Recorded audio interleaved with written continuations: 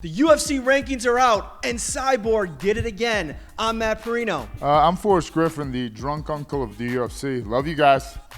Oh, and this is the rankings report.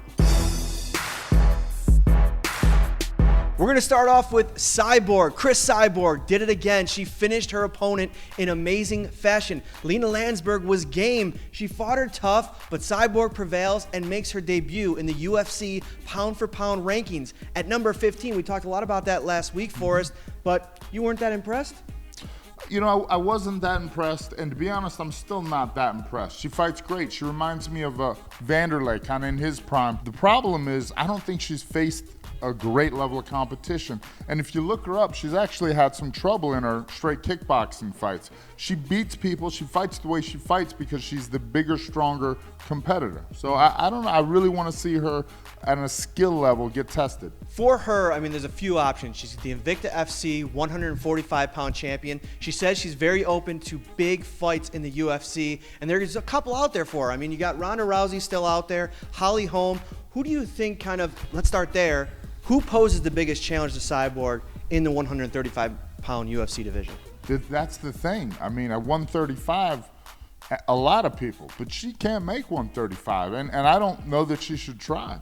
In other movement this week, Francisco Trinaldo, his 7th straight win in the lightweight division, and he earned a top 15 spot, making his debut at number 13. He takes out Paul Felder, a guy that comes out to your entrance music. Irish Dragon. Yeah. I mean, what did you think about Trinaldo's performance? Felder's a real tough guy. He is a tough guy. Trinaldo has gotten better in his last couple of years in the UFC. He's gotten better, like, over 35, which is a rarity that a guy will kind of broaden his tool set so late in his career. But there's some freaks out there genetically, and at 38, if he keeps evolving as he has been over the past 2 years, I say he could do a little something. In the co-main event, Renan Barão, his second fight at featherweight, gets that first win over Felipe Nover. Great fight. I mean, he goes out there, gets the job done. Not a finish, but he looked impressive. Were you impressed? And what does he have to do to kind of, rise his stock a little bit in that division? That's a good question. At points in this fight, you saw him rush in and throw a couple jump knees and charge forward. Old Renan Barão style. That's harder at 145. Just realistically, he landed some decent shots on Nover, and Nover didn't get scared and go away. So I think it's going to be tougher for him and his power and the way he fights to transition to 145 than I originally thought it was, because people aren't so deathly afraid of his power at 145. So that's this week's movement, and we're going to move right along. This Saturday night, Fight Night Portland, a huge main event in the Bantamweight division. John Dodson taking on John Lineker, two guys with huge power for 135 pounds. They're both up from 125 pounds, where they both had a lot of success, and these are guys on the cusp. I mean, this is a packed division, but let's start there. The matchup itself, how do you see this one playing out? I don't know how the matchup's going to play up. I know that Dodson will have the speed advantage, and they both have good power. It just, to me, we'll know right away whether we see Dodson can take Lineker's power. So let's talk about some of those options. I mean, Dominick Cruz is the champion, and he has a couple.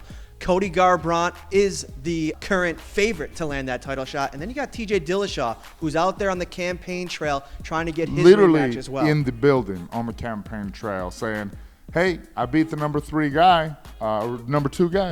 Guy. He beat the number 2 guy. He is the number 1 guy. We just go back to January 18th in Boston, wasn't it?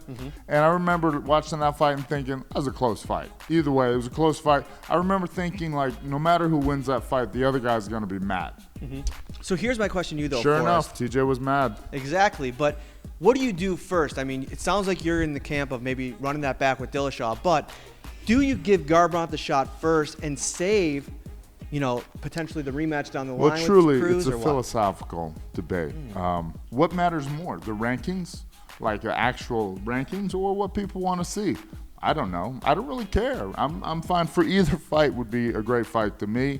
I think Cody could use a couple more fights and a long training camp to adapt to that moving style. So Dodson, Lineker, this weekend on FS1, it's going to be a great fight.